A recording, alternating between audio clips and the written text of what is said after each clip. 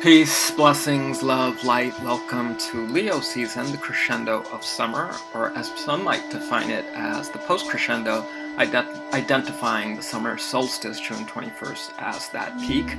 The sun has entered the horoscope of Cancer, even though we're in Leo season, which is roughly from July 21st to August 21st. Astronomically, we go through Cancer from roughly around July 19th. To about August 9th. So I know it's been a minute, and I would like to do a post-retroactive recording of Cancer season and the summer solstice episodes. I do have a strong connection to the summer and to Cancer specifically, given that that's when my birth date is. I'm right in the middle of the Cancer season, and I certainly feel a strong identification with July, with sensitivity, with some of those things that are associated with Cancer. And I kind of still feel that buzz that you feel right around the time when your birthday happens. You kind of feel it a few days or maybe a week or a few weeks before. You kind of feel it still a few weeks after. So I'm still kind of feeling that buzz, which is kind of nice. It's been a really beautiful summer. I'm here in upstate New York, Ithaca in the house, one of the most magical places on the planet if you haven't been here. So in this episode, I interview Cozmic Theo, the live looping wizard, and I'll introduce him in a second, but first I'm going to go a little bit into Leo season. So in the Ayurvedic concept of seasons, we've entered the period of Dakshinayana, which is when the days get shorter. Our orbit creates the sense that the sun is descending in a southern direction. And in this period, the moon is said to be more powerful than the sun. And as a result, the earth becomes cooler due to clouds, rain, winds, etc. So the specific season we've entered from the Ayurvedic perspective is called Varsha. In Ayurveda, that's a rainy season. For us here in the Northeast, it's mixed by warmth, mixed with a little bit of cool. There's a sense of comfort in the climate. There's a sense of people coming together. We've already kind of been in the summer for a little bit, although it's been really rainy this past July, which is a bit unseasonable for us here in the Northeast. And also with Ithaca specifically in upstate New York, this is that short window of time when productivity tends to be the greatest because people are kind of trying to get in all the things that they can't do for the majority of the year here, which is relatively cold and sometimes brutally cold and magical at that. And so winters make it a little difficult to accomplish some of those things. There are certain herbs and plants that are in full bloom in this time of year, and if you're walking around in the Northeast, you might notice them growing as weeds, or you might just notice them in people's gardens. Echinacea, which is brilliant and beautiful, chamomile, mugwort, all of them are beautiful. And then there's also things that you might notice are no longer flourishing. So for instance, just a month ago, you might have noticed that there was pollen that was dusting the ground from pine pollen.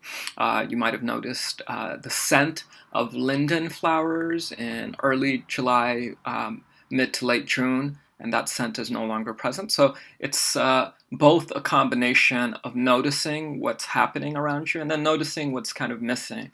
I feel like that's true with life in general, is that we go through different spaces and different periods, different times, and there are people we're encountering that add new information to the way we engage with the world, the way we see the world, and then there are people who aren't there, whose absence might be felt as well in the perspectives and the love and light that they offered us. Some things to consider. Now, in terms of this interview, I'm going to let this interview run just exactly as it was. So I showed up at Cozmic Theo's spot, which is about half an hour outside of Ithaca, and it's in a gorgeous property. He had a gathering there during actually my birthday weekend, the July 3rd, 4th weekend, and it was beautiful, and it was community, and it was music, and it was all those things. We did a sweat. Him and I had a chance to do a sweat together. We were actually responsible for bringing in the stones into the sweat lodge, and as such, we were also the last ones to enter, so we sat very close, in close proximity to one another. I've had a chance building with Cozmic Theo over the past year and known him on and off in a peripheral way for the past few years. And he's someone who has had this great magic about him in how he brings people together, in his dedication to our planet Earth, in his ability to orchestrate not just music, that he's a musician, he's an amazing musician, but also just people to come together in a way that is symbiotic, is synergistic, really tapping into people's pluralities.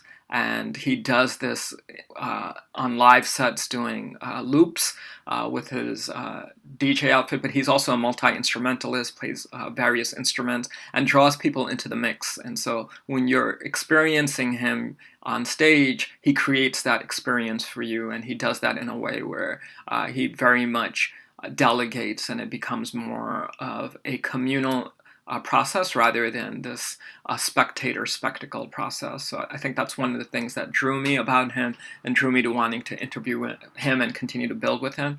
He does presence that and where that comes from in this interview. We go through journeys with him in this interview where he goes through periods of his life that were awakening, that were challenging, that allowed him to grow deeper in his journey in self and also in his movement throughout the states. He's moved a lot, pretty considerably, relatively speaking, covered a lot of the states from adolescence, from childhood rather on, and in some ways he continues to do so by way of concerts, but he's been a bit grounded here, and so we kind of talk about that as well. So this is a great interview. I'm going to let it run exactly as we recorded it for a live audience. We did a Facebook Live through his Facebook Live stream, and so instead of doing any edits or just cutting out the beginning or anything like that, I'm just going to let it run. And I hope you enjoy the show. Let me know what you think, and I'll see you on the other side. Blessings.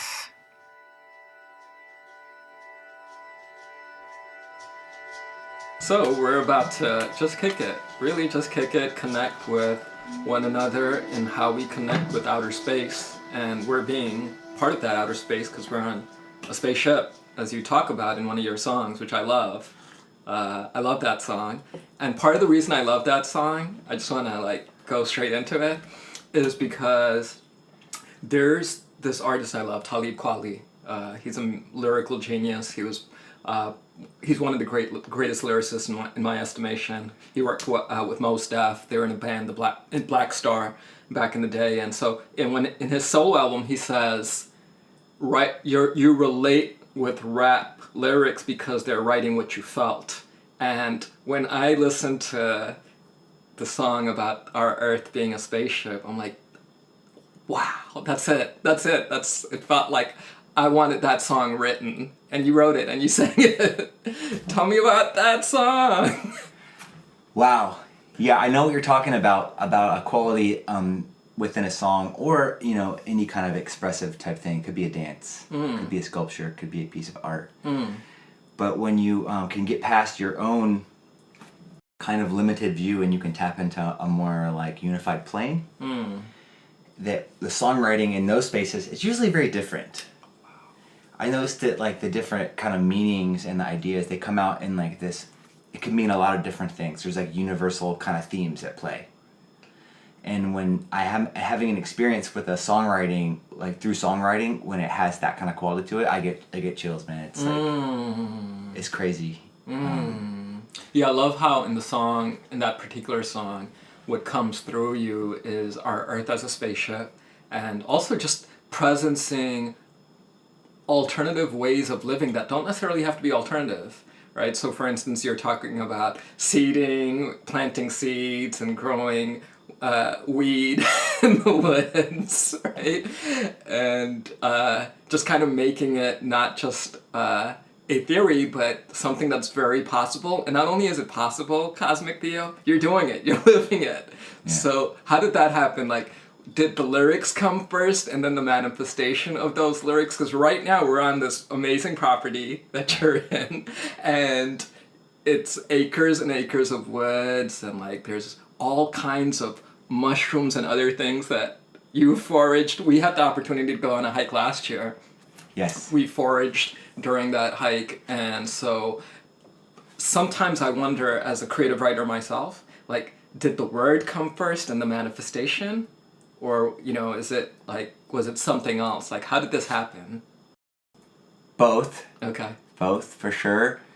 This particular property here, some things I feel like they're brewing in the cosmos for a while. And then, like, even before you realize what you're attracting something. Almost like if you're, like, looking through the fog, you might see a shape that's kind of ambiguous. And as the fog lifts, it starts to take on details that are more clear. But this is a culmination of really, like, me getting clear on, for me, like, what matters, what's important, what is a positive and healthy and productive environment for me to live in. So, like, I definitely designed this world that I live in. And just like you want to set yourself up for success in so many other ways, your environment should also be conducive to your success. I love that. The frivolous, and not to be facetious, but the frivolous analogy I think of is like Pee-wee's Playhouse, right? Like, he kind of manifested his, like, childhood dream, right? And so it kind of feels like Cosmic Theo's Playhouse. Thanks. Yeah, it is. It's like, I make the joke, I don't have toys, I have tools. But yeah, there are many playful opportunities here, things that are able to be interacted, interfaced with, and shared experiences waiting to happen.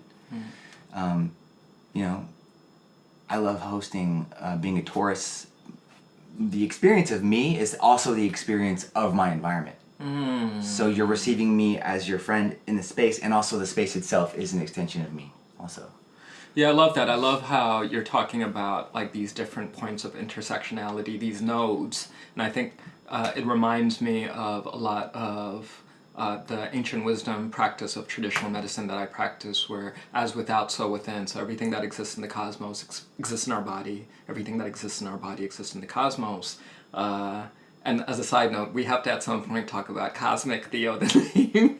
Hence, given that we are in the cosmic medicine journey, there's, like, some strong parallels. But yeah, so you do very much presence cosmos in your music, in your space. So when did that happen? Like, this whole, like, engagement with extraplanetary existence for you? Yeah, the first introductions to cosmic consciousness, if you will, I guess happened probably in my early 20s through psychedelic explorations, where I was having, mostly medicinal mushrooms, was having experiences where I was just, like, getting visions of how big it all is, and how it doesn't really dwarf our existence to be in something that grand, but that it's all kind of one fabric, and that as there are worlds below and beneath our perception, like, say, microbes. You can't see microbes, but now we know through science and through shared belief that they exist and are part of our reality, and that our body is full of life that is not actually ours. Well, also there is realms above our perception that are beyond. And just a little glimpse of that, you start to cultivate an awareness of it, and you can't necessarily see it, like you can't see the wind, but you can see the effects of it. Right. So that's my spirituality. My spirituality is not based on superstition, it's based on trying to create my own personal unified theory of everything through the observations I've made through my life. I mean, I've seen so many miracles. For me to pretend like spirituality or God or the unified field isn't real would just be such a joke and such a waste of all the things that I've experienced. Miracles. Absolutely. Care to share? I'm not sure where to start. See, this is a Pandora's box. Okay. How many near-death experiences I've had, from falling out of a moving car, nearly drowning several times in huge waves in Hawaii, car accidents, climbing on construction buildings, almost got killed by a serial killer one time, I believe, at a truck stop in California. Can we go do a deep dive into one of those? Would it be okay to deep dive into the serial killer? Or is that too much to bring up at the moment? I mean, it is a story, and it is a good story, and it's part of a long road trip. Yeah. It's the very end of a long road trip.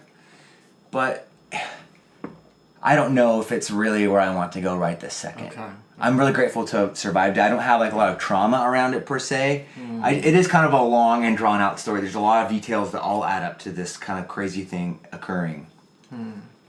But no, I don't feel particularly called to explore that right now. I will tell you another story though. Sure. As far as like catalyzing events are concerned, and maybe I will tie in the circular thing in a little bit with that. Is that when I was 16, like summer of freshman into sophomore year of high school, I was living in Seattle, and I had a skylight, and I was looking up, and it was maybe 11 p.m. I don't know. After my bedtime, I was laying awake, and I saw 3 lights in a triangle pattern, rotating and kind of hovering like above my house. And I got out of bed, and I'm never touched anything psychoactive in my life at this point. It was like, you didn't even have a fascination with aliens per se, or extraterrestrials or UFOs, but was just like, this is happening right now. And they were like rotating and revolving, and then they kind of paused, and I was looking for a camera. I was calling out my mom. I was like, Mom, trying to wake her up, because I wanted everyone to witness this. And then I got this like kind of this idea in my head that I probably should just watch it, because it might be about to disappear. And I looked at it, and right then all 3 of the lights shot off at like light speed, like bullets, in different directions. So I believe it was actually 3 craft in formation. Wow. In a triangle. So that was like an experience I had that told me, wow, everything maybe that you thought about life, or different like belief systems or boundaries around your reality, have now been stretched right before your eyes. Would you say that's one of the seeds for this very individual theory of the universe? You refer to your spirituality as like this theory of the universe that you through your own experiences, that's kind of been unraveling. So how does that work for you? Does that fold in different spiritual practices? Is it like almost a scripture that's writing itself as it's happening? How would you describe that? At that time, I was going to Christian schools, and I was involved with church, and I guess I was really trying on Christianity, mostly just to gain approval from my environment, because I was in that environment. But it made me think like, I wonder if Jesus's love and forgiveness and stuff applies also to these, because it just, so many things have to be reevaluated once you have an experience like that. Technology, energy, beings, so yeah, it was like kind of maybe like the first in long succession that's led me here of reality challenging experiences. Mm-hmm. Is that what led you to, you went to Maharishi University, yeah. Is that right? And just for the record, that's super cool that you did that. It's very in among the people I know, like, most people kind of go through some type of traditional university system, some kind of college, if they go to school at all. But going to Maharishi University, where their focus is on transcendental and metaphysical approaches, what informed that? Was that something that came from your folks? And it makes me curious about your parents now. Is that something that was an individual decision? How did that happen? Oh yeah, that was not endorsed or supported by my family. Although they probably were happy that I was going to school. But, the idea of meditation or yoga was really threatening to the Christian background that I came from. What inspired me to go to the Maharishi school? Yeah. I was 23 or 24, and I had been in Nashville for like 3 years. I moved to Nashville for music because I'd been deported from the UK, this weird thing at the airport, and then I was like, I gotta go for it. I had like this part of me that's like, you gotta go for it, man. Make your dreams come true. Like, don't watch life go past you. Like, get in there. So I was in Nashville for that reason, and I was bartending to pay the bills, and was like kind of just bartending a lot and like goofing around and not focused. and I started to sense a stagnant moment occurring.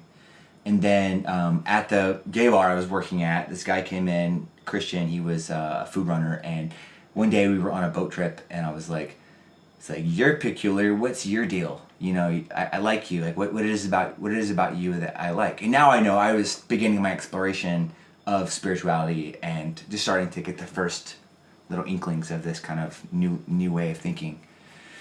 And he's like, "Well, I'm from this town in Iowa, and there's a Maharishi school, and our community is kind of built around that." And I became very fascinated because I was a huge Beatles fan. Right. And Maharishi was the yogi that mentored the Beatles. Yeah, he was their guru. I've seen his mural in Rishikesh where he resided, and it's a mural of Maharishi yogi with the Beatles. Cool. Yeah. Cool guy, man. Very interesting guy. And this school really, they say Jai Guru Dev to honor Maharishi's teacher, Guru Dev, but really it is a Maharishi school, and a lot of the staff there really love Maharishi. There's a very deep respect and reverence, and even though he's no longer on this plane, they consider him to be very much a part of the experience. And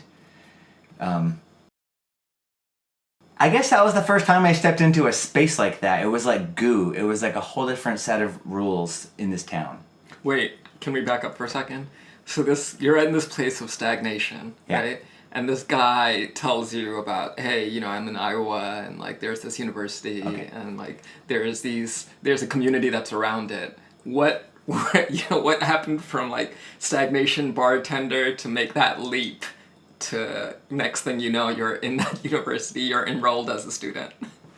Yeah, I went to a visitor's weekend. Okay. And I was impressed. I'm an idealistic person. It felt like in a very ideal environment. Mm-hmm. Looking back now, I think there was a lot of projections and a lot of high hopes that weren't met for me in that experience. Mm-hmm. A lot of us felt that way. So I went to the visitors weekend, and then I was like, yes, I'm doing this. And then another 3 months went by. I saved a bunch of money, started in the fall, moved my life from Nashville to Iowa, where I knew no one. Because this guy didn't even live there, this guy that I knew. He lived in Nashville. So I moved to a town where I knew 0 people. And it's a town of 10,000, 5,000 floaters, as we call them, levitators, floaters, and 5,000 townies. Huh. Which are just like good old Iowa townies. You know what I mean? Okay. They were not on board with the Maharishi thing. But I'm wondering if it's kind of like the whole thing that went down with Osho in the Northwest in Oregon, where what was it? There was a documentary series on Netflix, Wild Wild Country. Incredible. Incredible. Was it like that, where the townies were like furious about this group, and there was this tension between the two communities? It didn't have that sense of extremism. Okay. And also there was a university, so there was a reason. It wasn't like, oh, what are all these people doing, like starting a community here? It was like, it's a university that has lots of staff. And they also had this program where they had these 2 giant golden domes, which look like breasts. Okay. Situated on the property, and there's a male dome and a female dome, and then every day, twice a day, thousands of people meditate in these domes. And the school actually employs people. Their full-time job is to meditate. Really? Every day, thousands of people like this. Who are on staff to meditate? On campus, on staff. I mean, it's a humble existence from what I've seen. They might live in a very small cottage or a house or a shared situation. And they're quite thin. A lot of them are a little older, and they'll wake up whatever time and they'll walk to the cafeteria and they'll get their meals from the cafeteria, and then they'll walk to the dome and they'll meditate all day. Okay. Go get lunch, go meditate some more. Walk. They don't really leave the campus. It's like this special kind of psychic brigade, so to speak. Huh. And does the structure of it have anything to do with frequency? And is that like, what's the idea behind them doing that every day?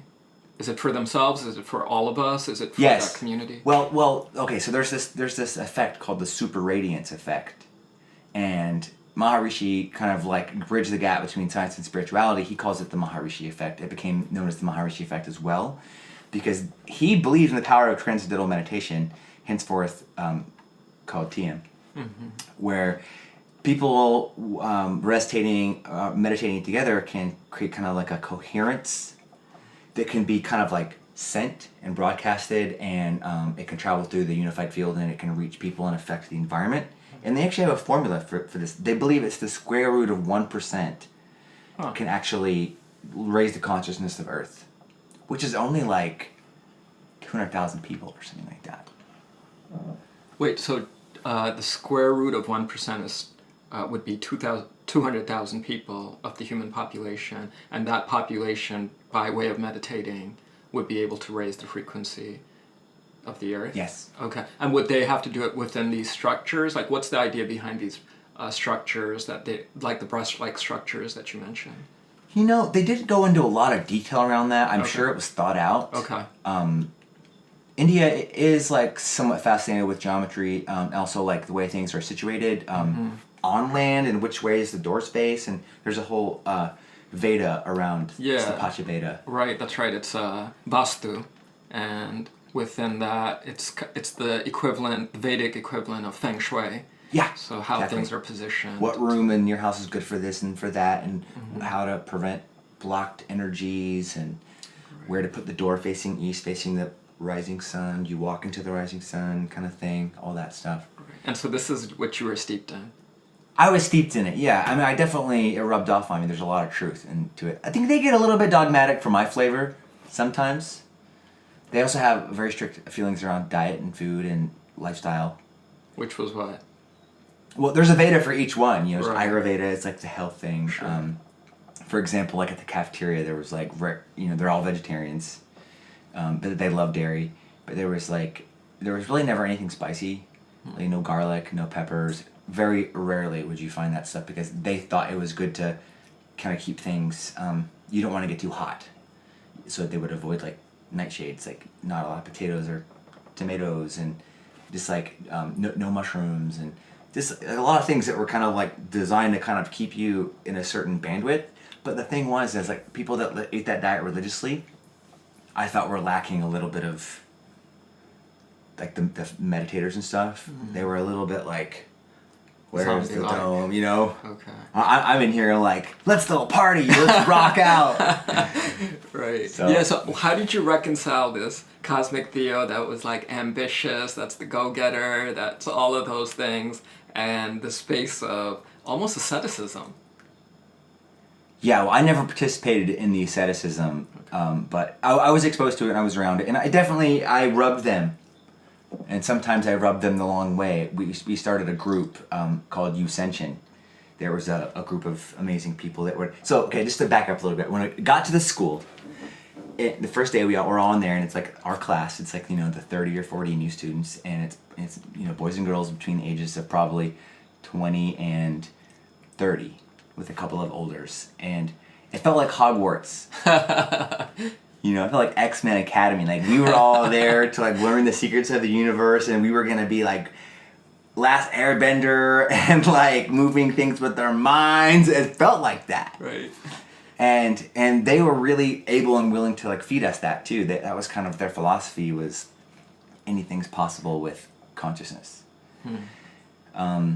So there was, like, that whole thing where we were all building together, and then a bunch of us had kind of like Mercury, we had all pulled our energy together and started this group called Ascension, and we were like moving and shaking, doing events and art stuff and like pop-up stuff and video content, and like we were taking over the world, kind of blowing this whole place up. I had the mayor over at my house. We were trying to raise $1 million to buy this home and then a bus and then travel.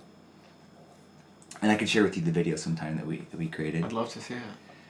But eventually it got a little bit too hot, and like the school was like kind of like sending people to the parties because it was getting so much momentum that we started getting a little bit of pushback, and a bunch of us got like blacklisted somehow from the school based on our behaviors or what was being reported to them through people they were sending. Not to say that they were spies, but they were employees from the school that weren't invited that showed up unannounced and reported back to the school. So that is what it is. So Ascension was something that was happening outside of the school system, the school curriculum. Was that also happening outside of the community? Yes, the community. Well, the community, I guess, has kind of like more than one layer. There's people that are very devout to the school that are a part of the organization, which is not just the Maharishi School. There's also the TM organization, which is David Lynch. Russell Brand was a part of it. Russell Brand had come. Jim Carrey gave the commencement speech. Katy Perry had come. So there was like this other side to it, where it was more kind of like modern and metropolitan. And some of those people were like on board with what we were doing. But then there was the more traditional side, and it felt like us and them weren't jiving. That's what it felt like at the time. And so who was, when you say us and them, who was the us? Was it other students as well? Other students. Okay. And when you say you were blacklisted, was that it? Was that the end for you and Maharishi University? Yeah, around that time things started to fall apart. Like I wasn't going to class because like we were like taking over the world and everything was going so good. It was like I don't have time for class. You know what I mean? Like I don't have time for class right now. Right. But looking back on it, I mean, if you talk to any of the people, and I am close with several of them, and we are in touch, they'll tell you the same thing. They'll tell you that we were having just incredible, magical experiences that were just. It was a very special time in all of our lives. Hard to explain or put into words, but. Okay. Yeah. So if you could walk us through one of those experiences, what was it? How is it different from like a house party that somebody might have? Okay, yeah, great question. So the first real party I threw there, and I love throwing parties, I love it. It was at I had this amazing downtown kind of lofted apartment, 1,400 square feet with a jam space, and I had like art space set up and like all this cool stuff. And I had taken this canvas and I had spray painted with a stencil just a picture of the earth. Because I make shirts and all kinds of stuff with just this earth, and my thought on that was in your sight, in your mind. The other side being out of sight, out of mind. So the idea of the earth from space, kind of creates a unified feeling about what we're doing here. So I just painted that, and I left all my paints out, and I was like, if you guys want to add on to this at the party. And the music was great. We were all jamming and jiving. People were on the mic. The vibes were really high. It was just like a really incredible night. We had black lights on. We were painting each other with black light stuff, and then the art was getting all crazy. And we were up all night. Just like, by the end of it, we were all in a cuddle puddle, just like, I love you. Like, no, I love you. Like, this is the best, And then I got up to like pick something, and I walked past that piece of art, and I was like, whoa! I was like, you guys see this? They're like, yeah, it's really cool, right? I'm like, dude, it was like black light, and like if you turn the black light on, like things would start shifting and happening, and there was all these double meanings, and it was like this crazy piece of, it looked like an artifact. It had like this quality to it that was, there were so many energies all going into it. Right. Anyways, we all got really excited about how beautiful the art was, and then I said, cause now the sun's coming up, and I'm like, you guys, we could sell this for $1 million. And I believed it. I really believed it, and they believed it. We all believed it.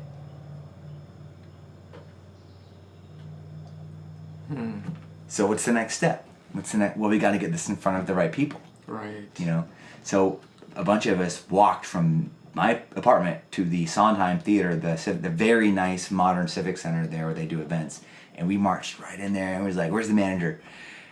And I'm like, we're gonna throw an art auction / party / musical thing here, and we need a date. And he was excited. He loved it, And we secured a date. Wow. And within a couple right of on hours, the spot. someone had given us like the deposit, which was like $1,000 or something like that. Someone just gave it to us. It was happening fast. It was like the idea was born, and then next thing you know, we had a date. Right. So then we were making all these other art pieces. We had been making a bunch of them, and we were really gathering forces and advertising the event and making websites, and just all of it was just like, we were in the paper. I had the mayor over, like I said, people from the school were coming. And then around this time, it started to go a little haywire too. As the energy built, I don't feel like we were necessarily mature enough to really hold what it was becoming. Huh, what do you mean by that? Just like, how do I explain? Like, let's say, like, tomorrow you get a call and they decide that you're going to be president of the United States. And then you go to the White House and you're sitting behind the desk, and then everyone's calling you, and you're just like, holy shit, like, I don't even know what to do. I don't have enough experience to, like, actually know how to respond to this. I see. So that's what it felt like. But when it got fast, it was happening fast, we weren't really able to keep the car on the road. I see. And it started we were swerving a little bit, and then finally it was like, and like we started fighting, and people were like, and I made a lot of horrible mistakes too, like, just personal stuff around ways that I was handling myself with other people, and and when you're in the innocence and then the purity and in the beginning of something, it feels so easy to keep it on track, and then as it starts to develop, all of your own demons and issues and stuff start to manifest in the experience, and then you have to handle that. Right. I'm really loving this like almost biographical portrait that we're painting here. So it kind of makes me wonder now that you've gone through this experience at Maharishi, you were blacklisted, but you're now also coming out with this paintbrush, an open canvas to kind of design your theory of the world, right? So how does that happen? So now you leave Maharishi, does that mean you also leave Iowa? Yes. So I was there for approximately 15 months. And then, wait. I was there for like 9 months. Wow. Crazy. All that happened in that short amount of time. That's a lot. And then my friend who was in the group, who we're still very close friends, Torquem G, aka Danny, he was like talking about Burning Man. I had some other Burning Man friends who were in the town, and I ended up getting a ticket to Burning Man. The big one in Nevada? The big one. Okay. Yep, that was 2011. So I packed all my things up, went to Burning Man, and then I had kind of planned to go from there to Hawaii. Why? I had a girlfriend on Hawaii who was kind of my girlfriend back in Nashville, and we were just kind of reconvening. So, yeah, that's what I did. I went to Hawaii, and then I ended up coming back from there to live in Knoxville to take a job with the guy that I met at Burning Man, and eventually going back to Iowa to get my things and leave. But yeah, it was just a quick little lap, man. It was. And what was the evolution of this spirituality, of this Cozmic Theo? When did you become Cozmic Theo? When did that happen? Yeah. I think it was actually at the very end of my time in Iowa. Because before my artist moniker was Theo versus the World. Right, I love that video, by the way. What I love about that video is it's well done, but it kind of reminds me of some of those like 80s videos where it's almost movie-like. It's a vignette of like this kid. It's this young Theo. It's like this kid against the world, and he's chasing some girl. Yeah. Yeah. As we do sometimes. Was it all true? Could you tell us about the video? The slipping away video. Yeah. I recorded that in like 2007 or something. I'd gotten my first laptop, and I was like finally able to do home recordings. I recorded that song within a few months of learning how to record, so it came out really fast. And I had some friends in that town, Chris and Jason Valina, brothers, who had they're in the video, and they said, hey, maybe we'll collaborate. So in that video, that was totally their interpretation of the song, and that was their idea. I just did my scene separate, and then they did the boy-girl chase scene later. That the male lead in that video is actually not me. That's my friend Tony. Oh, wow. Yeah, he looks like me a little bit. Right, a little bit. Right. Yeah. Like, this is a very young Theo. Okay. Yeah, it's my friend Tony, and he was with his girlfriend, Kelly. Okay. And they're still together. She's pregnant right now. I just saw them not too long ago in Florida, close to where that video was made. And they're doing great, and we're still good friends. In the Ayurvedic tradition, there's the belief that when you're engaging with movement as much as you have, there can either be a tendency of having an air excess, the element of air, or there's a sense of being unsettled. How's that played out for you? Like, what do you, there's this U2 song which I love, where he says, I have climbed highest mountains, I have dived the deepest seas, but I still haven't found what I'm looking for. Yeah. Yeah. Man, that is such an amazing question and an amazing topic. And it's funny how other artists have all touched on this, like the what is travel? What does that do to your soul? What motivates some people to live like that? Yeah. I grew up in a house, single mother, only child. We lived in like 15 different states throughout my childhood. 15 different states. Yeah. Okay. Yeah, all over the Southeast. I was born in Georgia. So I've lived in Alabama, Georgia, Florida, Mississippi, and Tennessee. Yeah. Most of my family's from the Southeast. I lived in Tacoma, Washington, near Seattle. I lived in Missouri for a stretch. I lived in, obviously, Iowa. I lived in Hawaii, both Maui and Oahu, with long stretches on Kauai. Also been to the Big Island, and Molokai, and Lanai. Almost all of the islands you can go to, except for Niihau, which is the Hawaiian's only island. Very secretive, amazing. Supposedly it's the crown chakra of the Hawaiian island chain. Wow. So anyways, where else have I lived? What other states have I lived in? I guess I've kind of lived in California a couple of different times. New York. I spent 3 years in New Zealand. Really? Yeah, school in New Zealand between the ages of 6 and 9. Huh. Oh, and I also lived in Wyoming and New Mexico. Wait, I think that's all the states. Yeah, pretty much. Yeah. Yeah. So yeah, we moved around a lot, and I guess like I definitely had that unsettled feeling of like lacking groundation. I did spend 3 years in Alabama when I was young, where I was kind of getting friends, and then kind of got ripped away from that. It felt like at some point, and I would say that my journey has been a journey of grounding. Okay.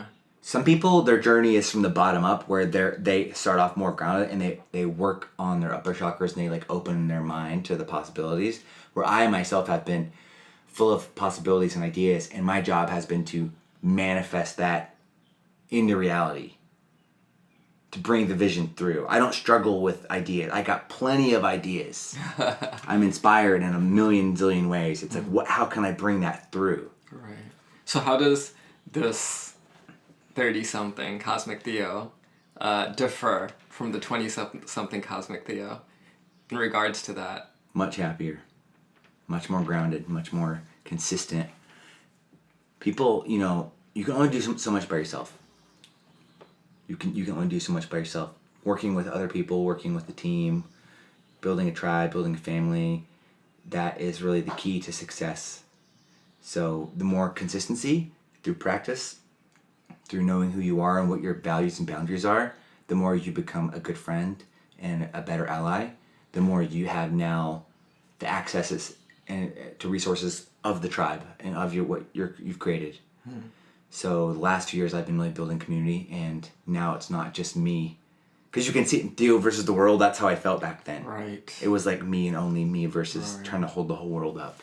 Right. I really love what you're doing. I think what you're saying is something I've had the experience of witnessing. I've been to your gatherings and so on, which we could get to a little bit more.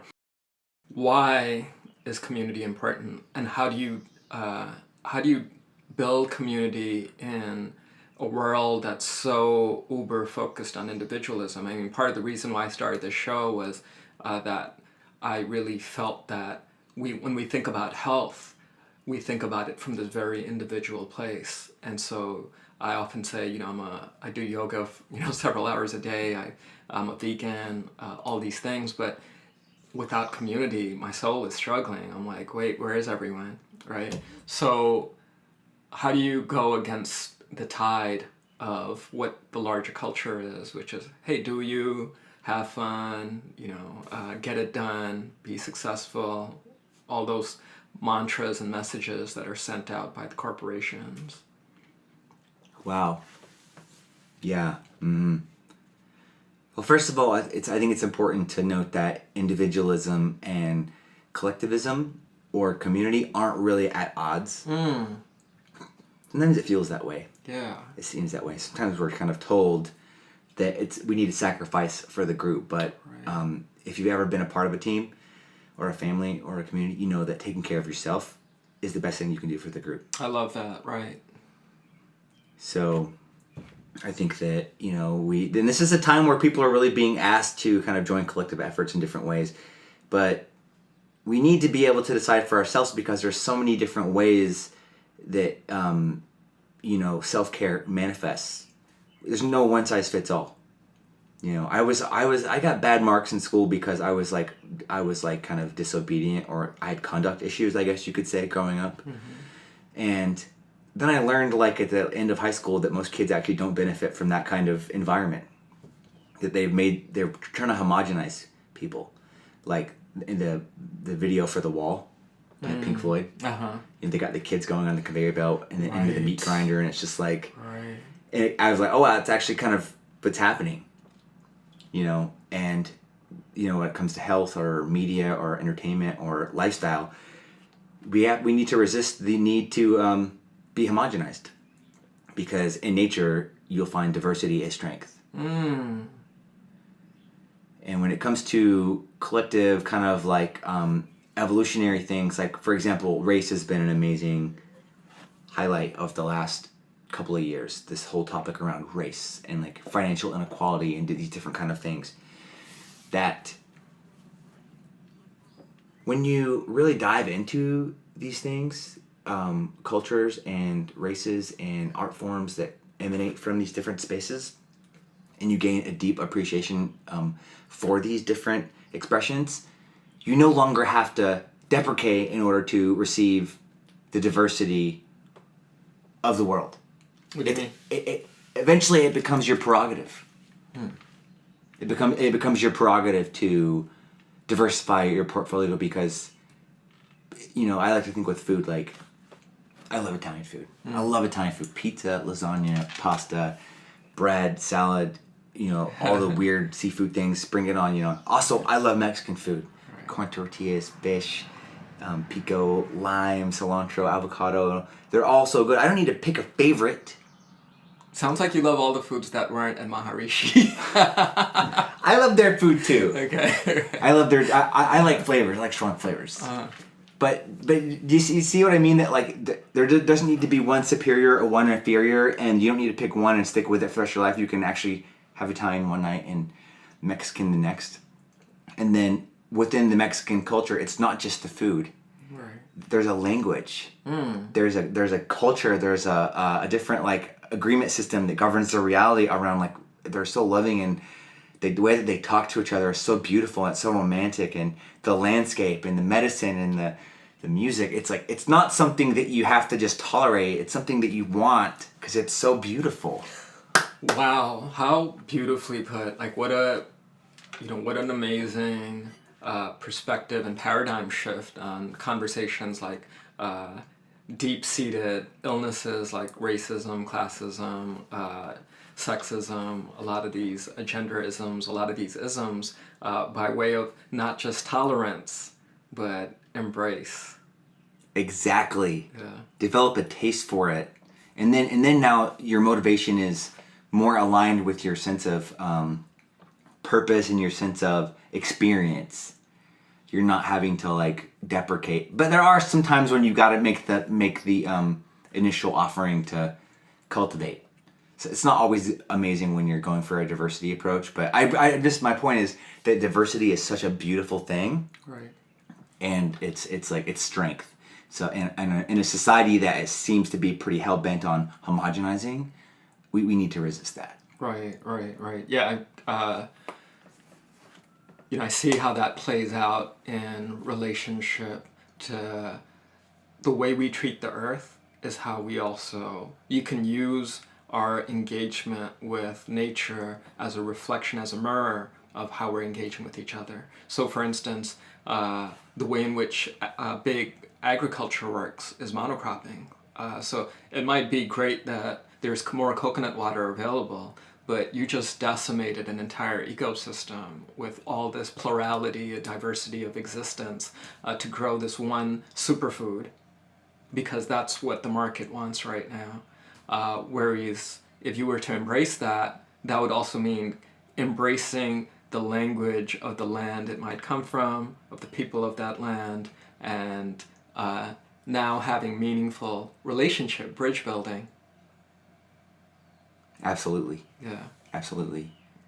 Not to say that it's horrible or wrong to want coconut water or an avocado or something like that. Right. But we're all contributing to the kind of the madness in some way or another, through the devices that we're broadcasting and recording this through right now. Or some of these were likely between the harvest and the production, where at some point there was people being stepped on or resources being stepped on in a way that's not in alignment with our values. Right.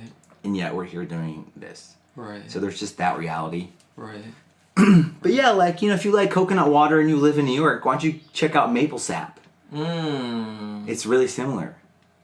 And it's readily available with 0 carbon footprint. And then, hey, who knows? You might have a good time. I love that you're all about the good times. You kind of bring it back to that. You're the loop wizard. Of course you're going to loop it to a good time. So, loop wizard. Nice! Amazing! Yeah, so tell me a little bit about that. I mean, I've had the experience of your looping. It's pretty amazing. I actually was watching this video of this loop you did live in a DC studio. Yeah. And I think it was the song Violet. Violet Flame. And what it gave me a perspective on was there's this Cozmic Theo that's love, that's about nature, that's about hey, let's get past our differences, right? Let's embrace each other. Let's all be cuddle buddies, as you use the term. Then there's this Cozmic Theo that's a bit critical and also a little bit disheartened by the way things are happening and going and so on. I feel like Violet Flame kind of embodies that. There's this, race is hatred, is misogynistic nation. And you go into these really deep critiques there. And you looped it. So you had the loop first, you do the loop in the studio, and then you kind of go into these lyrics. Yes. Wow. Yes. You're absolutely right. There is kind of this angry, critical warrior who's not happy with the way things are and who is reporting for duty to be part of the change. Is that okay? Of course. Okay. Yeah, I mean, all the steps are, in Chinese medicine, they're one emotion gives way to the next. And, anger is a very necessary part of the process.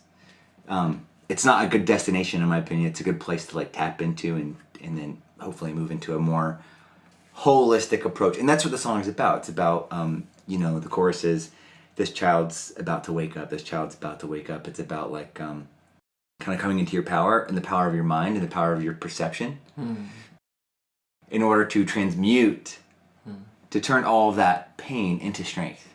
Wow. It's all fuel. It's all fuel for the violet flame to burn. I love that. I think when I think about it from again an Ayurvedic perspective, the digestive flame, Jataragni, which is the main Agni responsible for digestion, is essential, and it's essential to have a certain amount of fire and flame within you to go through metabolic processes. Those metabolic processes are essential to release waste and to feed the cells. Yes. Yeah, I think that the idea of metabolizing your experience is very in your environment. If you meet people that are great, people that are really truly larger than life and aligned with their values and their mission, and really have something huge to offer the world, a lot of times they have this story, this medicine initiation or some kind of something that happened to them that could have been very traumatic and difficult, or at the very least extraordinary. Right. So learning to turn these experiences into fuel for your mission, that's the path of the alchemist.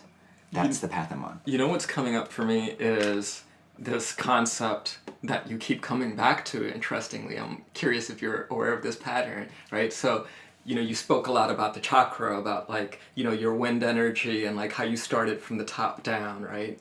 And chakras are essentially wheels, right? And so you also talked about people kind of having these experiences, these great epic experiences and turning them around, right? And what you focus on with your music, a lot of your music over the past few years has been about looping. So I'm wondering also if that metabolic process is a conscious thing that you've been doing, where it's just like, I'm going to take something, I'm going to transform it into something else, and through that process, we're going to have something new. Yes. And by way of that, I'm an alchemist. Absolutely. That's it. That's it. Yeah. That's where the songwriting has brought me, is like, how can I create tools for people to, because I myself have been a grateful recipient of alchemical works that have given me mantras and given me choruses to sing along with, that will show me, in my difficult moments, I can fall back on this. I can fall back on this moment, and I can fall back on the power of the idea and the inspiration that, you know what I mean? We're getting into an etheric space. It's difficult to put into words. Sure. But these are all, ultimately it's all tools for people to use in moments that are challenging and difficult. How does that come up with looping? Like, what is, like, how would you describe this whole, like, how looping works, and what's your specific draw to it? First time I saw looping, I was really impressed with the idea of, you take a little pedal, you play some guitar into it or some vocals into it, and then it'll just repeat, and it'll become a loop. And I was like into the idea. I knew that as a traveler and as a musician who could sing and play guitar and do percussion stuff, that it would be kind of cool. I was good at arranging things for me to get into looping, so it was kind of like a possibility. And then I moved to Maui one year, and I ended up trading some stuff for a looper that had vocal effects. And this device really set me on this path. I bought speakers, and I was like busking a lot and playing in front of art galleries and just kind of making do with the fact that I was traveling so much but wanted to create a band, so I became my own band. Kind of thing. Yeah. That's how it started, was this me wanting to make a band but not having the time. I was moving so often I couldn't really keep anything together. So it was, using technology to kind of like, that's hard to explain. It's hard to explain what looping is. I guess it's kind of like escape. It's kind of like a structure. It's all. And the other thing about looping that's really cool too is, it's all live in front of you. So I might have a kid over here screaming. He goes, "Mommy," and it's like, boo, boo, boo, "Mommy!" It's like, well, they're in there. It's like everyone's like, "Whoa!" It's a real thing. It's a real feedback and loop with the environment as well. Can we do a quick loop right now? From the embassy. Peace, love, empathy. Go ahead. Let's loop that. Okay. What's the whole party? From the embassy. Peace, love, empathy. From the embassy. Peace, love, and empathy. From the embassy. Peace, love, and empathy. From the embassy. Peace, love, and empathy. From the embassy. Peace, love, and empathy. From the embassy. Peace, love, and empathy. Yeah! We did it. We did it. We made a loop. Yeah, okay. We made a loop.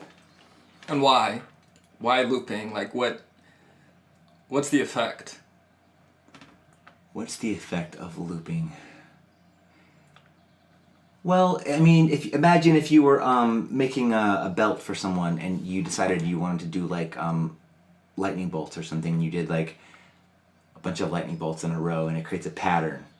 It's kind of like the way, like, aesthetically, the way that the eye perceives patterns. It's a mandala of sound. Whoa. Yeah. A mandala of sound. It's a mandala of sound. Yeah. And so a mandala brings you somewhere. It's almost like a labyrinth. Yes. Yes, there's definitely a quality to it where it's very journey-esque and dynamic, and like lotus opening, toroidal field-esque. You know what I mean? And also, it's important for me as a looper to take people on a journey. I don't want it to be like, building, ride it, done.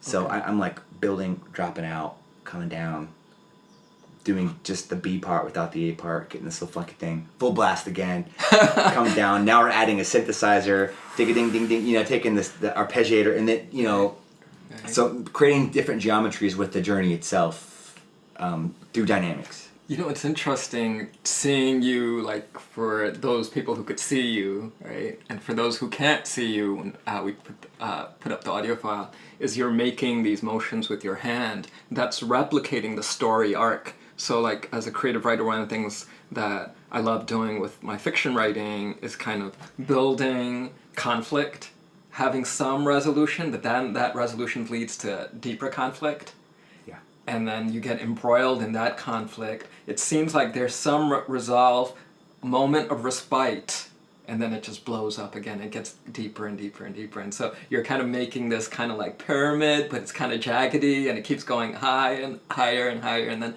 does it finally drop? Like where it's just like, you can't, if you're in this water for another, if you're underwater for another minute, you're gonna drown. So, you know, we've been underwater in Cosmic Theo's loops for the past 15 minutes. Do you take us out, or do you just like let us sink? Oh yeah, definitely got to bring people back to the station, man. Like, I'm a big believer in like being gentle with people that are on a journey with you. That, you know what I mean. Take off from the ground, land gently. Sometimes there's kind of an abrupt thing, but that has an effect in and of itself. But yeah, I think it's important to create kind of a beginning, middle, and create resolution, not just within a song, but within the experience of the 45 minutes or the hour or the 90 minutes that I have with you. So I put a lot of care into the order of songs. You know, like I want to do this song first, this song. I like to close with these couple of songs. I do like to kind of go out with a bang as well. I think it's kind of cool to like leave people like hanging a little bit, because it creates a sense of maybe like curiosity and maybe like a little bit of longing. Not longing in a negative sense, but in like next time he's playing, I'm gonna go.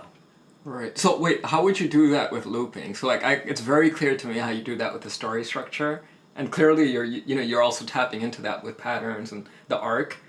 How do you start us off where like we're starting to get, and we're starting to feel a little bit of anticipation? You increase that anticipation, you keep growing it, and then there's a little bit of bringing us a little lower, bringing the anticipation up, bringing us back home. What's happening with looping, or what are you incorporating in terms of your ingredients that do that?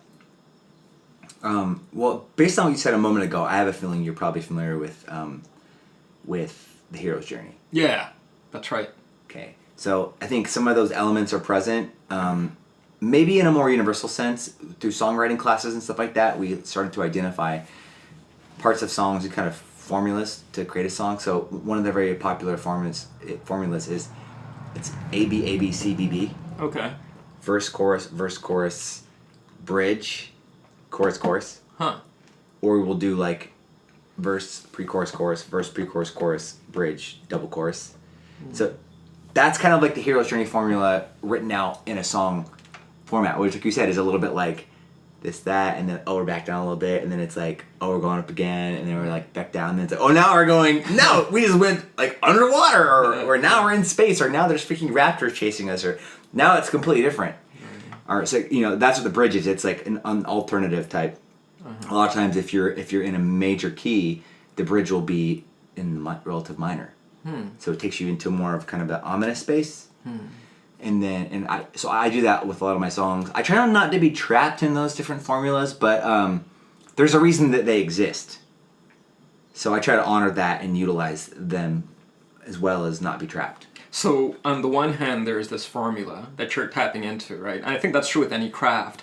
At some point with, for instance, with yoga, with Ashtanga, for instance, there's ways in which you go from a forward fold into a Chaturanga Dandasana, a lowered push-up.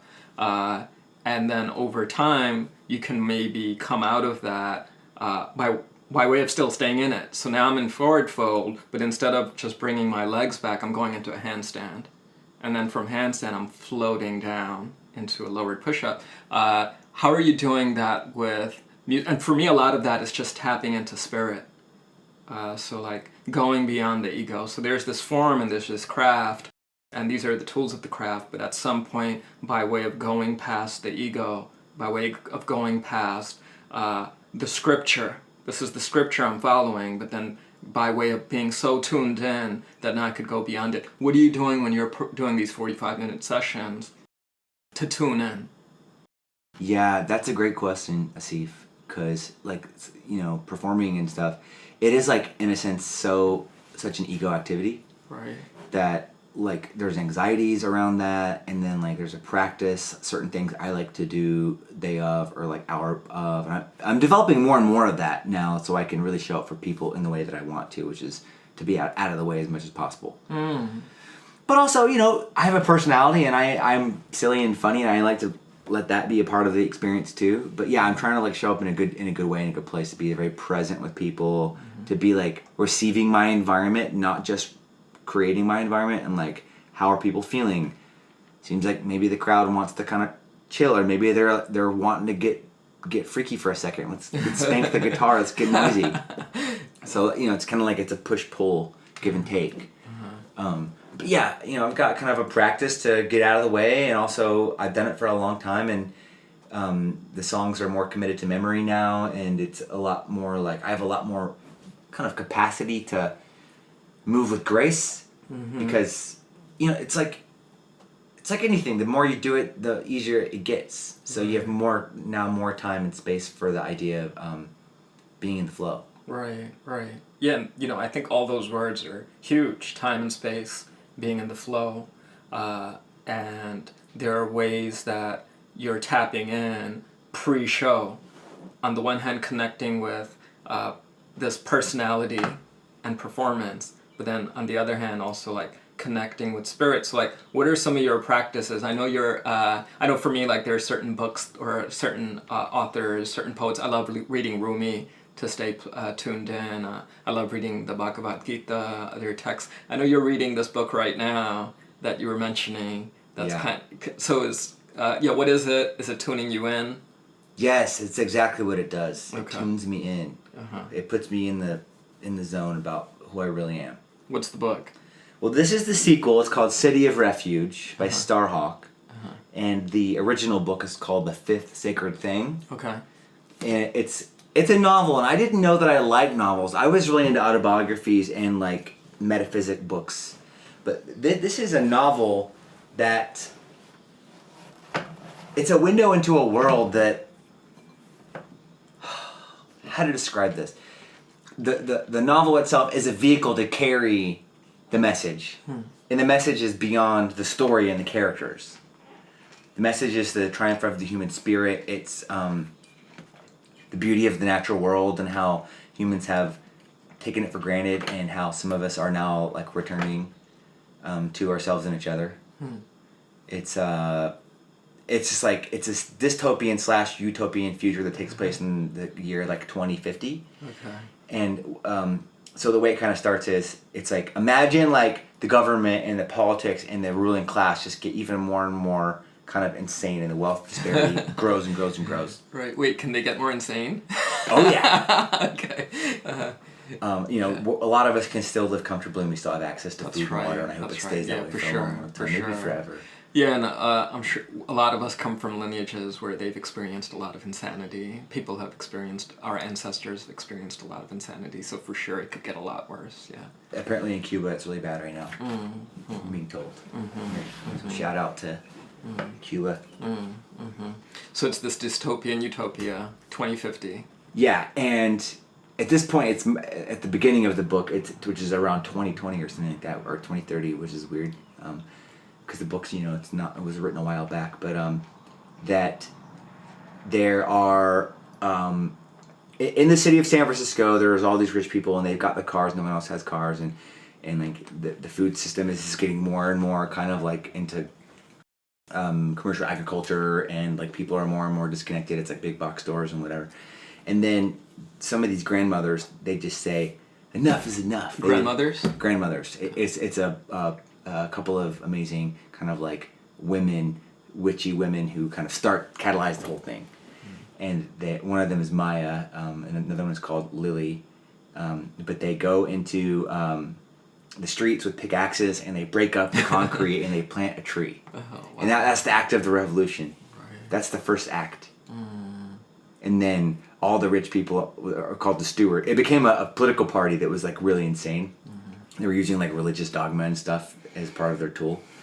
And they were called the stewards. And then the stewards were like, what's going on? And they kind of like freaked out and fled. There was a revolution that occurred. There was like shootings, and tear gas and the whole thing.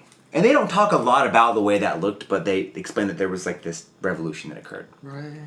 And so and San Francisco became this utopian society now because all of that kind of insane energy had left, and people were now, they had learned to use crystals as a computer system. Wow. They had rivers of water running through the street. All the food was growing beautifully. So, and for them there was the five sacred things. There was like the four elements: earth, air, water, and fire. And then the fifth sacred thing was love. And these things cannot be owned, bought, or sold. Everyone has a right to access these things. So their society, instead of being circled around money and around control and dominance, it was like this mutuality. Love that. It was a new geometry to relate. So San Francisco became the hippie utopian. And then LA, all the stewards went to LA and it turned into a fucking hellhole. And they're like, you know, they've got human trafficking farms and they've got their crazy army and they're feeding everyone like chemical laced food, and it's just this shithole. And the two cities are kind of in this battle. So that's what the book's about. And how is it shifting you? How is it, like, what is it that you're tuning into in the book that's, you know, leading to being inspired, influenced, shifted? Well, it's written in such a way to where it's kind of like, it might be called third person omniscient, where it bounces from character to character and talks about them in a way that's like an observer would, but then it kind of will go in their head and it'll tell you their thoughts too. So it's just told in this very interesting way, and you get all these perspectives about people and what they're going through, what their prayers, what their thoughts, what their fears are. You know, like, it's like a different way of being. I'm finding it difficult to describe this book. It's like, for example, like when you watch The Goonies, you see like all these kids, they're all like friends and they're on an adventure. It's like, yes, there is a story and there's an adventure, but there's also this friendship and there's this band of people as a theme and as an experience. There's like, you know, like the Asian kid who's got all the gadgets and stuff, and there's like the big kid and he's like, and like they've all, and then there's like Sloth, like the gangly like kind of creature, and like you're kind of getting like these different characters that they themselves, in the way that they all harmonize and mesh and come together, is a story in and of itself. Yeah, I could see that. I could see that in what you do. You know, like, I had the privilege of attending the most recent gathering, the July 3rd, July 4th gathering, which was like the best birthday. My birthday was July 3rd, so... Happy birthday. Yeah, thank you. And, you know, I think one of the things that you did was you created embrace. You created community, you created tribe. But these are also people that you've been building with. We've been building for a little bit, but like, you know, reinforcing relationships. And one thing I have noticed that's a little different in terms of what you're doing musically, even though you're doing looping and so on, I mean, you're a multi-instrumentalist, you play a lot of different instruments, is that you seem to like be more situated in a group experience with the other musicians. So it's not just you as the performer, you're almost holding space for creating this kind of extraterrestrial experience with others. Yeah. Co-creation, yes, absolutely. Goes back to my thing earlier about how important it is to be part of the group and the tribe, because you can only do so much by yourself. But when you invite others to co-create, now the diversity, once again, there's the diversity factor. There's, you know, all the gifts all coming into the same space, and it becomes a thing of its own. You know, it's like almost like Power Rangers when they each have their own dinosaur, Right. and then they go, okay, it's time for fucking Megazord, and then they all come together to make a giant robot. Right. It's like that. Okay, right. You ever seen Voltron, or you ever heard of Voltron? Very similar. It's these lion, machine-like lions that kind of come together and they form this big robot. Exactly. Yeah. Or Captain Planet, you got, you know, the elements and heart, and then Captain Planet appears. So I'm into that. I'm into like everyone kind of coming together and letting the forces create something new. Right. And you did that, and you're doing that with these gatherings. And what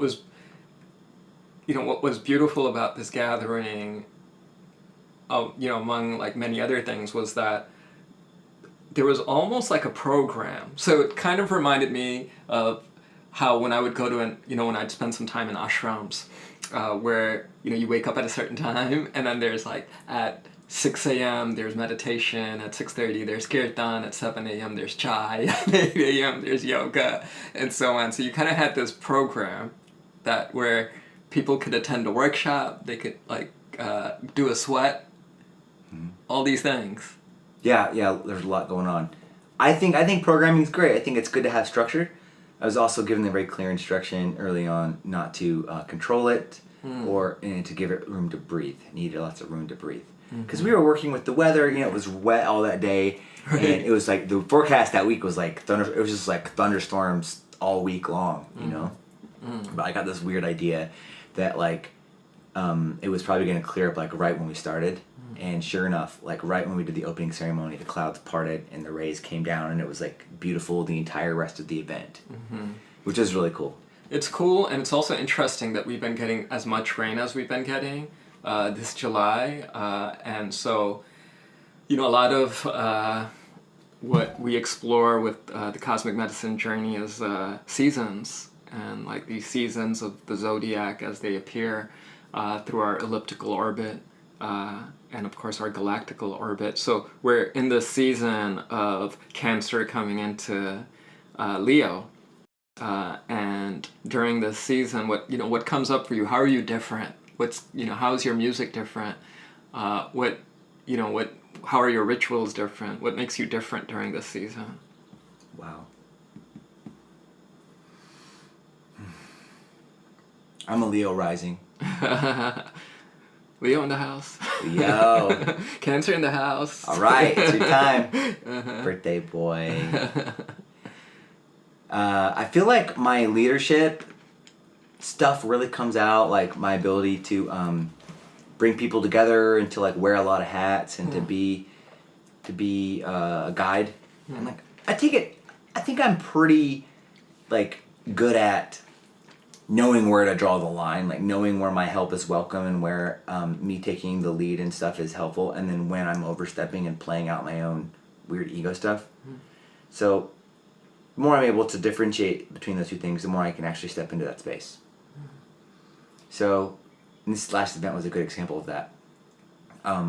So with the sun kind of reaching, we've already had solstice, but just at noon, it's halfway through the day at noon, typically. It doesn't actually get fully hot until 2 or 3. Right. Because there's a delay between it catches up, because the ground thermal mass. Well, the seasons also do that. So even though solstice happened in mid-June, we're not actually reaching the crescendo of the heat until Leo season. So it's the Sunfire Maximus. It's 2 in the afternoon, 3 in the afternoon for the whole year. It's that time, you know what I mean? So the fire burns hot, desires, ideas, energy, kind of ambitions. So are you bouncing off the wall during this time? No, I'm not. I'm wow, how can I do all the things? Because I have to really be strategic with my energy. I just turned 35, I have a lot of energy, but I just was off the phone with my friend earlier today. They're trying to get me to come out and go to Burning Man with them, and I'm going to come back from a week in the desert, and then I'll be here for a couple days, and then I'll be doing a Northeast mini tour. Okay. And I'm just I've got paintball all up in there, and my garden, and my chickens, and my kid, and it's just oh God, you know what I mean? Right. But that's what this time is for, because soon enough, the weather and the environment won't be as conducive to that kind of behavior. So you kind of got to get it while it's good, I guess. Right. Yeah. I think that's so important to be able to align your specific constitution, who you are and knowing who you are in terms of the elements that run strong through you, and how to align that with the season. Of course, we're just with our environment being diverse, this organism we call the self is also very diverse. Yes. And it has a lot of diverse needs that are dynamic, sometimes rest and inward. And that's what the seasons call us to do, is to have different seasons of ourself. Ooh. Right, different manifestations of self. And the loop I'm hearing is grounding. Like, here's that Cosmic Theo, like, moving again. Like, gotta go here, go to Nashville, and then over here, and then over here. Loop back to Ithaca. So, what are some things you're doing to ground? I know, you have a daughter.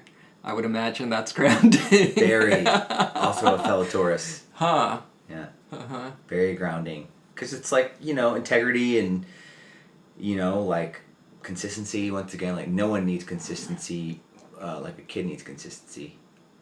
A kid needs you to be, they want to feel safe. They want to get to know you and see you as a safe person and worthy of their trust.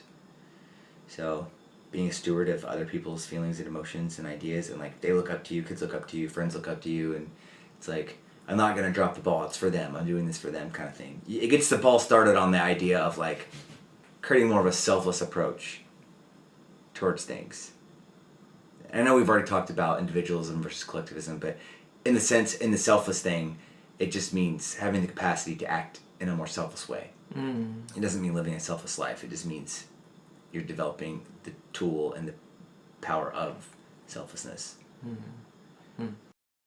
As we wrap up and you continue through your music to explore deeper parts of yourself, what suggestions do you have for people? What thoughts to grow deeper in our individual, diverse self to connect with our cosmic selves? Cosmic Theo. What can we do to connect with our cosmic selves? Wow. There's a lot of medicine out there that can really, really help. A lot of medicine out there. It comes in many forms. And sometimes the medicine could be a walk in nature. It could be a walk in nature plus some beautiful ganja. It could be making time every day to stretch and breathe and read. There's a lot of ways. But I say develop a practice, set yourself up for success, create an environment that's going to allow you and encourage you to succeed. Surround yourself with good people that see the best in you and want to bring that out, that challenge you and hold you accountable. Amazing. You're amazing. Look at that light beaming out of you. My skin is getting dark, getting tan. Ooh, this feels good. Where's the loop? Where's the loop? Don't right give me here, the loop. baby.